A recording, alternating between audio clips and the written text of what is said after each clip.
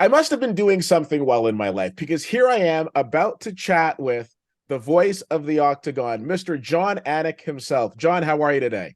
Keith, good to be with you, my man. I appreciate that very much. And obviously, a good time for us to be chopping it up, to say the least. Yeah. Okay. Now, there are so many things that I want to ask you, but I think anybody who's in your presence, they have to start off with this question. Exactly what do you have against free time? I mean, I Ha! look at your schedule and I think, okay, on a pay-per-view night, you're broadcasting for something like what, 7 to 8 hours. And if that isn't enough, as soon as that's done, you head upstairs for the post-fight crew and then give your thoughts on what you've just experienced. And then on top of that, there's obviously you're extremely prepared. So there's tons of preparation and homework that you have to do. There's the different fighter meetings. By the way, you have a podcast. By the way, you've got kids. I mean, what Ha! exactly do you have against free time? Well, I don't know that I have struck that proverbial work-life balance just yet. And I do sort of fantasize about a time in my life where maybe golf is more a part of my day-to-day, or at least my week-to-week. Haven't gotten around it in 2023 as yet.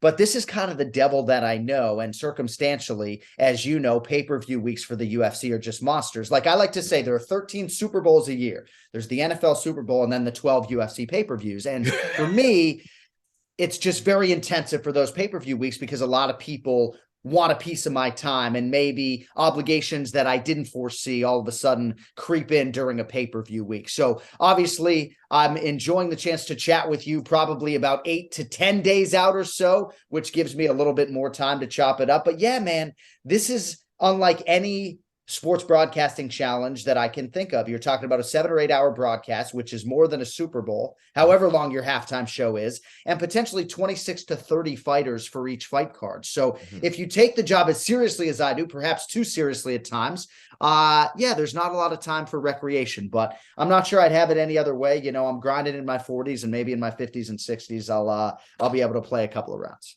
I like that. And again, I think the fact that you're so dedicated to it has just elevated you to the point where we always hear, from a fight perspective, oh, this person's got great fight IQ, but your MMA IQ as a whole is just second to none.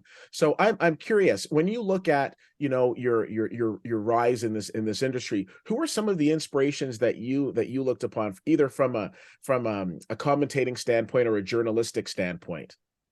Gosh, I mean, I don't even know where to begin. Certainly journalistically, Sean McDonough, who many of you may know as the voice of Monday Night Football. He's voiced Stanley Cup Finals, every big event Sean McDonough has done. He was my inspiration stylistically, I think, if I had any on the play-by-play side. As far as mixed martial arts go, I am a play-by-play commentator. I am not a color commentator. So even though that line is a little bit blurred in mixed martial arts, I am not paid to be analytical per se. I am not paid to editorialize per se. When the fight hits the ground, you don't want to hear me talking about, anaconda chokes necessarily, right? But my influences have been the greatest fighters in the world and the greatest mixed martial arts minds in the world. So that certainly has helped me organically raise my own MMA fight IQ. I mean, Kenny Florian and Brian Stan were really my first two UFC broadcast partners, and I hold them in the highest regard.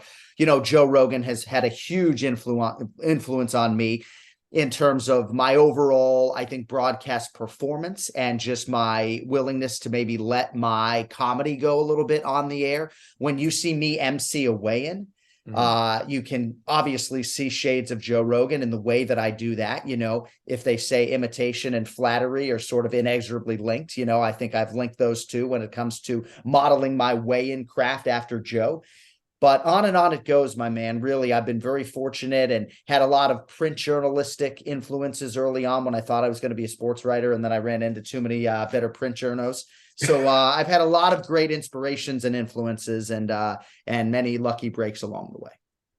Okay. Well, again, I don't know about luck. I think it's obviously skill, but we'll leave that. I Ha! want to talk to you about there's this event coming up, UFC 285, March the 4th, T-Mobile Arena. Okay, so of course, headlined by the return of Jon Jones, approximately 3 years out of the octagon, making his debut at heavyweight. I've been jokingly saying that Jon Jones and I have both spent the exact same amount of time in the octagon at heavyweight. Ha! That joke's going to die in about 8 days. Yeah. And of course, coming in against Cyril Gahn. Now, again, I'm not looking for any sort of predictions. I know you're going to be calling the fight. What are some of the things, though, that you're going to be looking for in that in that main event.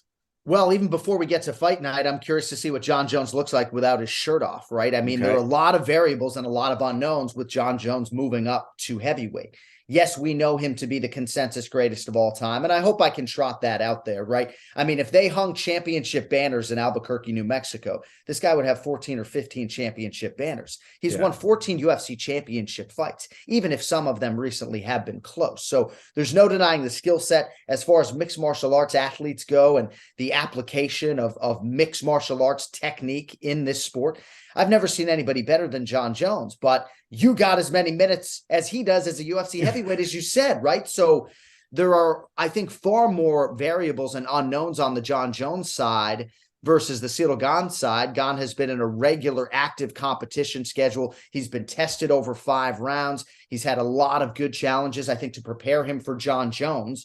Now, Jon Jones opened as a slight betting underdog in some places. He's been bet up as the favorite, but part of that speaks to the layoff, which is another variable on the Jon Jones side. So I'm excited. I am optimistic, if cautiously so, that he can return, close to, if not better than the level that he was at before. He has vowed to be at a totally different level, and far be it from me to put it past him. So the sport's better with him in it. I don't get too starstruck these days around athletes. And even though Jon and I go way back, it's a different feel when he walks into that fighter meeting. No, absolutely. I'm very much looking forward to it. Again, to your point, I think there's a couple of interesting narratives in the sense of, I know originally the conversation was him fighting Francis Ngannou. That didn't work out, and then he's made it abundantly clear that Stipe Miocic is somebody that he would like to face off against. So on the one hand, is there a concern that he might be looking past Ciryl Gane, you think, or probably not? No, I think so much has been put into this UFC heavyweight debut for however long by Jon Jones when it comes to the strength and conditioning and having his body move flowingly as a MMA heavyweight. So no, I think it's been more about a date, and candidly, if we believe what we hear, Jon Jones would have been ready to go late 2022. So I think he's been ready to go and primal for a while. So maybe he at times has peaked a little bit too early, but he's the type of athlete that when he is in a good mental space, he leaves no stone unturned. And, I expect him to be great because largely he has been nothing but that. Yeah, absolutely. And I think it's also important to mention, as you mentioned earlier, Ciryl Gane was a slight favorite at one point, and this is a heavyweight that moves like a middleweight. So I think we're in for a very exciting contest. Moving on to the co-main event, of course, we've got, I believe, the longest reigning champion in the UFC right now, Valentina Shevchenko, defending her title against Alexa Grasso. At this point, is it do you still find these matches for Valentina very competitive? Do you think Grasso offers something different that we perhaps haven't seen before? Yes, and it's a good question. And my paycheck is cut by the UFC. So at times when I try to put over a plus 450 underdog, it can sound like nothing more than promotional hyperbole, but that is not the case here. I've had the pleasure of watching Alexa Grasso's entire career, watching her evolve into a very good and willing grappler that she is right now. But candidly, not a lot of people are giving her a chance against Valentina Shevchenko. I threw out a poll question on the Anik and Florian podcast: which woman in the world is best equipped at flyweight to beat Valentina Shevchenko? And only 4% of respondents picked Alexa Grasso. Now, Erin Blanchfield obviously had a big win recently against Jessica Andrade. She is all the rage. I also included our strawweight champion, Zhang Wei Li, in that discussion. So she got some shine. But Alexa Grasso is an outstanding boxer. I think her career has sort of crescendoed to this moment. I don't think Alexa Grasso would be in a better position to beat Valentina Shevchenko 12 months from now. I think this title shot is happening at a good time, and I'm excited to see what she can do with it. I've long said as a play-by-play announcer, the best part of this job for me is seeing a non-UFC champion break through and become a champion for the first time. And that's what's in front of Alexa Grasso. Now, I could sit here and get super superlative about Valentina Shevchenko and all of her greatness, and she's one of the greatest of all time, man or woman. But I'm excited for Alexa, and I do think that largely the sport as a whole is sleeping on her and her chances. Yeah, and an interesting thing. Apparently, not apparently, the last time Jon Jones fought, Valentina was in the co-main, so maybe there's a little good luck charm between the two of them there. So we'll see. What are some of the other fights on the card that you're looking forward to and that people might be sleeping on but they should be paying attention to? So I'll start with two real quickly. So the featured prelim, Cody No Love Garbrandt, former UFC bantamweight champion, had a cup of coffee at flyweight. It did not go particularly well. That was late 2021. Now he's back at bantamweight. He was going to face Julio Arce. Instead, he faces Trevin Five-Star Jones. Primary slot on television leading into the pay-per-view. It's a fight that a lot of people are going to see, and Cody Garbrandt needs a win. So does Trevin Jones. So I expect both guys to really sort of put on and be urgent about their performance. And a lot to be said about Cody and where he is at this stage of his athletic career. A lot of amateur boxing miles, a lot of football miles, playing middle linebacker in the great state of Ohio. So a lot of people don't feel like Cody can take a shot anymore. I think he's out to prove otherwise. And then Bo Nickel, former decorated wrestler here in the United States of America, 2019, was really one of the better collegiate athletes in this country. And he's green when it comes to MMA, but there are a lot of people that, given his style and given his tenacity and given everything that he seemingly brings to the table, a lot of people think he's ready for the elite guys like right now. So he's fighting Jamie Pickett to kick off the pay-per-view. And if you're Jamie Pickett, obviously it goes without saying that this is the opportunity of a lifetime, right? But also I think it's a little bit of a mind mess up for Jamie Pickett, if I can say that, right? Because it's like you feel like the promotion, am I sort of being sent out there as a lamb for slaughter, or do they think I can extend Jamie and put up a great fight? You know, Jamie has a pretty electric style. He's a pretty well-versed player, but Bo Nickel's a minus 1,400 favorite. He made his pro debut less than a year ago. So I think it's going to be a wild energy in there when Bo Nickel makes that walk to kick off the pay-per-view. And I'd be remiss if I didn't at least give him a little shout out there. But, you know, we'll see what Jamie Pickett can do, because if I'm Jamie Pickett, I'd be pissed. Fair enough. Fair enough. Now, one of the things, and this is kind of like the nerd in me, but one of the things I noticed, I mean, usually with pay-per-views, especially the ones in the United States, you and Joe Rogan are the staple. How do you guys come up with who the third person is going to be? Is that like based on a rotation? Is that just based on who's available, making sure that maybe it's not somebody from AKA, so Daniel Cormier doesn't, like, you know, get all sentimental through the whole broadcast? Like, how do you figure out who the third person on the broadcast is usually going to be? Because you've got, let's be sorry to interrupt. I was going to say, because there is a stellar lineup. I mean, obviously, I mentioned Daniel Cormier, of course, Michael Bisping. I think it's only a matter of time before Laura Sanko's on a pay-per-view. Paul Felder. It's Dominic Cruz. Dominic Cruz. Thank you.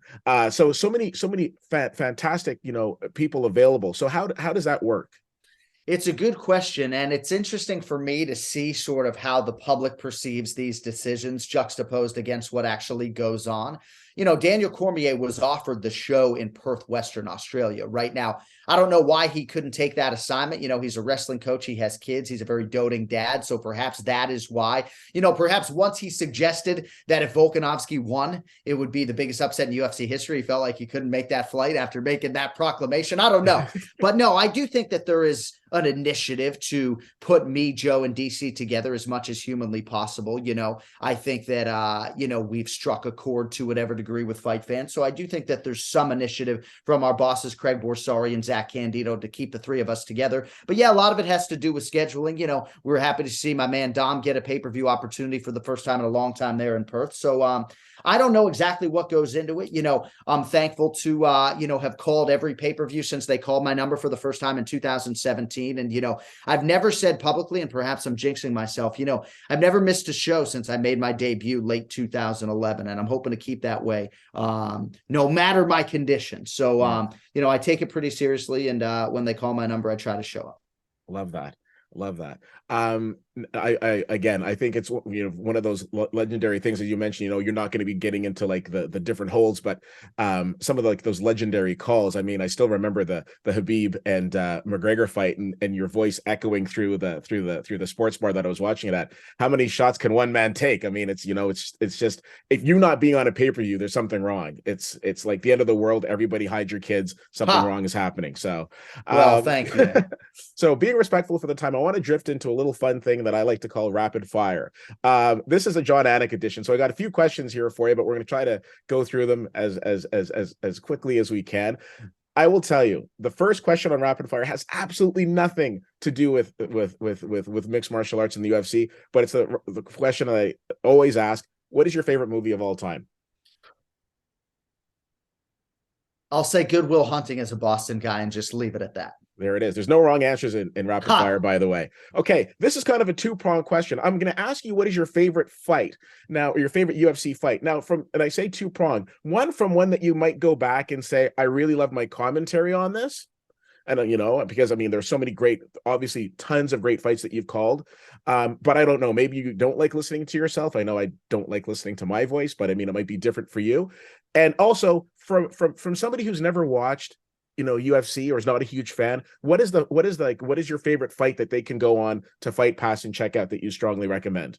All right. So one of the inconvenient truths of our business is going back and listening to yourself. Okay. If you think I want to go listen to my podcast or listen to some of my calls, I have an identical twin as well. So I hear way too much of my own voice, but honestly, it's really one of the only ways to get better. A couple of dark horse fights, if you want to go to UFC Fight Pass. One of the greatest heavyweight fights of all time in Brisbane, Australia, 2013, Mark Hunt versus Antonio Bigfoot Silva. I remember fondly a main event in Cincinnati, Ohio between Matt Brown and Eric Silva. I was particularly fond of, I guess, the call when Marlon Moraes knocked out Jimmy Rivera, or when Henry Cejudo was able to knock out TJ Dillashaw, when Eddie Alvarez became the UFC champion. Certainly the Leon Edwards call recently when he beat Kamaru Usman is one that gets a lot of attention. But there have just been so many great fights and so many great moments that it's almost like, how much time do you have? Like we could honestly pick a fight for every calendar year, and that would be a pretty good exercise, But generally speaking, something I referenced earlier, when fighters break through and become UFC champions for the first time, those are like the greatest moments for me. And obviously we take our role in providing that historical soundtrack pretty seriously. Love that. Love that. Do you have a favorite phrase or line that you've said during any of the fights that you've called? Not a catchphrase guy. I try to have every call sort of be organic to the moment. Certainly there have been times with Jan Blachowicz or with Brandon Moreno where I thought about Poland or Tijuana. When I started my UFC career, I was pronouncing Tijuana improperly. Thank God when Brandon Moreno finally broke through, I didn't say Tijuana, right? And it was Tijuana. So, Fair. Now, one of the conversations that constantly comes up is the GOAT conversation. Like, who are the greatest? Who would be on your, I'll say, top 5 list of all time fighters? So it's really difficult when you start to come up with a Mount Rushmore of MMA, right? Because Royce Gracie seemingly would be on everybody's, right? Mm-hmm. Are we talking men and women, right? Because then you need a slot for Amanda Nunes, and now you're telling me, Keith, I'm down to 2 slots already on my Mount Rushmore. It's a very difficult exercise. I always begin it with Jon Jones. I don't see him as this cheater in any way, shape, or form. I think he liked recreational drugs, whereas Anderson Silva, in terms of the steroid argument, is a little bit of a harder sell, So for me, Jon Jones, George St. Pierre, Ronda Rousey, Royce Gracie, Amanda Nunes, right? 40% women there. And again, we could obviously open it up beyond that. And there's a million fighters I'm leaving out. Fedor Emelianenko will always have a special place for me. And candidly, a lot of these elite fighters are still in their fighting primes. So I do think that it stands to reason that will change a lot, but there's a handful of individuals, Royce Gracie, Dana White. Without those guys, I'm not sure any of this is happening, and you and I aren't talking today. So got to give some love to Royce. Okay, fair. I appreciate that. Obviously you've got this iconic voice, you and your brother. Do you ever have people who come up to you and say, hey, you're Jon Anik, can you do my voicemail for me? Or can you do some sort of voice recording the way that I'm sure people like the Morgan Freemans and the Liam Neesons are constantly asked to do? Does that happen in your world quite a lot? Yeah, it does. And it's happening more frequently, as you might expect. I am on Cameo, but I don't promote the fact that I'm on Cameo, which essentially gives me an opportunity to do these recordings for fans, because I don't really know how I feel about charging people for it, right? Obviously, if you see me in the street, I may or may not have time to record your actual voicemail, whereas if you pay for the service, I can actually do it, but it's sort of a weird thing. Bruce Buffer has taken home, tens of thousands of dollars doing it, and it's probably more in his wheelhouse than mine, that exercise. But, I do like to do that, and I do feel like it's a great way to connect with fans. And, I do feel like my voice is a little bit deeper and more damaged than my twin brothers at this point in time, but you should hear him. It's quite a trip, bro. We sound like exactly the same. That's amazing. Well, my next question kind of leads into that. I have come across, multiple twins in my life, and I want to know, have you guys ever switched places, like back in school? Like maybe one was like excelled in like chemistry, took a test for the other. Have you guys ever like switched places, in that type of situation, or just to see if people would notice the difference? We went to a small high school, and it would have been sort of hard to pull that off. We Okay. certainly get asked if we ever pulled the switcheroo when it came to girls, and you can be sure our girlfriends would have spotted that a mile away. And I don't think any of his girlfriends inherently were attracted to me necessarily, despite the fact that I looked just like the guy with a shorter haircut. So we didn't do that much. We regret not going to the same college, where I think we might have been able to take advantage of that. I will say, in New York City for UFC, whatever it was last year, UFC 281 perhaps, my twin brother took some photos as me for the first time because fans stopped him in New York City, and it just seemed easier to smile and pose than to go into the whole identical twin thing. And candidly, a lot of people don't believe it. They think he's just trying to shuck them off when he says I'm good. So, oh my God, I love that. You talked about the excitement of Jon Jones being in the building. This question leads to being starstruck. Obviously, the UFC is an extremely popular sport, popular brand, and we're constantly seeing the who's who of celebrities cage side at different events. Is there ever a time where you turn around, Jon Anik, and you're like, oh wow, so and so's there, or are you kind of just at the point where you're just completely unfazed by that? So recently, I was shooting a stand-up, and I look sort of in my peripheral vision, I guess, out of my right eye, and I see a fist extending to give me a fist bump, and it's Shaquille O'Neal. And I'm like, man, this is like the greatest day of my life. So that's probably the greatest thing that has happened to me while I'm on the air. But I got to tell you, man, former United States President Donald Trump, who has been a longtime UFC supporter, wherever you stand on the politics, right? He's an ardent UFC watcher. And I wouldn't be surprised if he actually has gambled on UFC fights. So at one point I turned around, and he looks at me and points and sort of called me over and shook my hand and said, you do a great job. We watch you guys all the time. And, to have the commander in chief of your nation say that to you obviously meant a lot to me, and have been able to meet Tom Brady and several others. So it's a high profile seat, and I don't take it for granted. Yeah, and it's one of those things, you kind of sit back and you think to yourself, okay, you're in the zone with your colleague, your commentating partners, and you're calling it, but then you take a step back and realize that people all over the world and all sorts of different levels are watching this. So that is pretty exciting. Jon Anik, when will I get to hear you say Dateline and then the next line be somewhere in Canada? Because I'm getting Dateline Las Vegas, Dateline New York City. What am I going to get, like Dateline Toronto? Well, and Ottawa? and you actually know what it means. It's sort of a nod to my print journalism roots, where I say Dateline, and so sometimes, depending on where we are, I actually have to Google, like, how would you write a Dateline for Perth? Yeah. And I think it's actually Perth, WA. Whereas certain cities are big enough, like Ottawa, I'd imagine it's just Ottawa, in all caps, right? Yeah.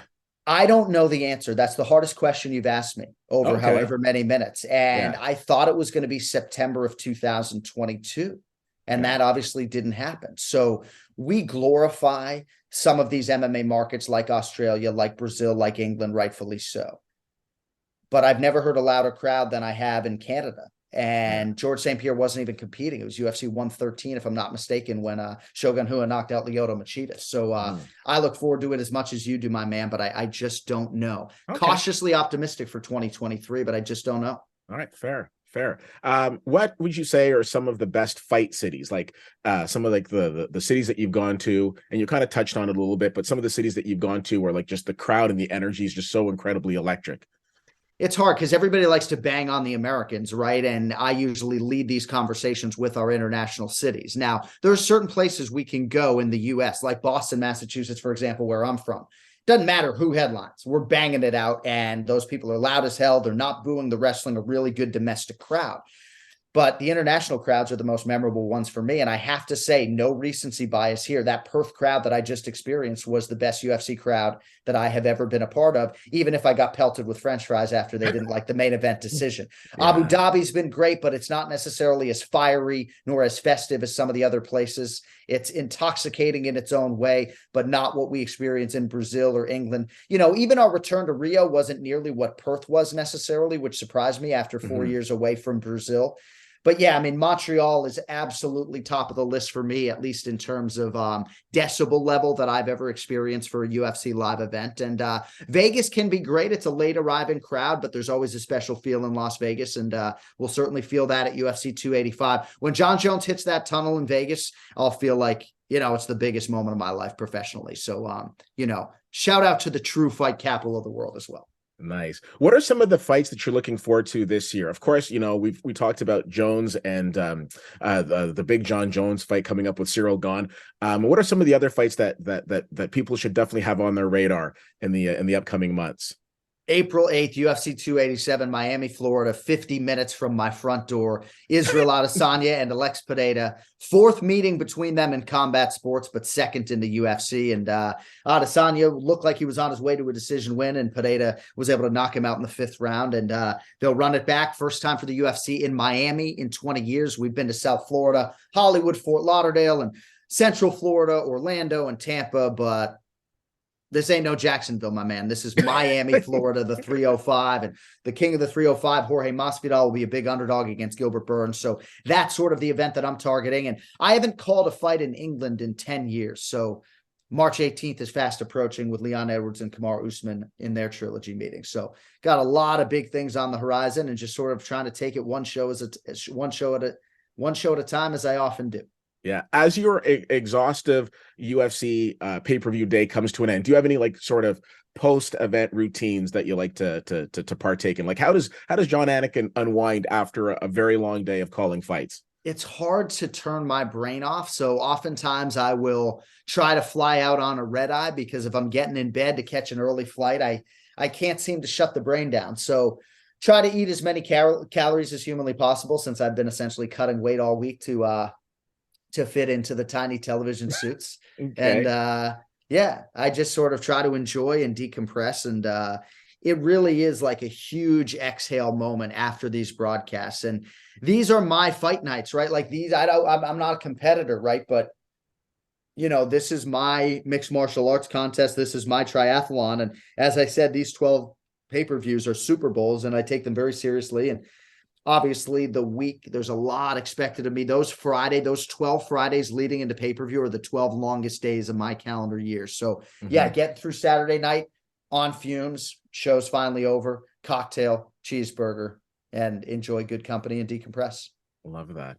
Now, I'm going to be making the trip to Vegas. Any advice for me in terms of covering my first pay-per-view? Because obviously you've been there a gazillion times. Man, well, certainly I would try to get in there early, which I know you will do, to sort of take it all in and to see how the night kind of marinates and crescendos and builds until Jon Jones and Cyril Gane.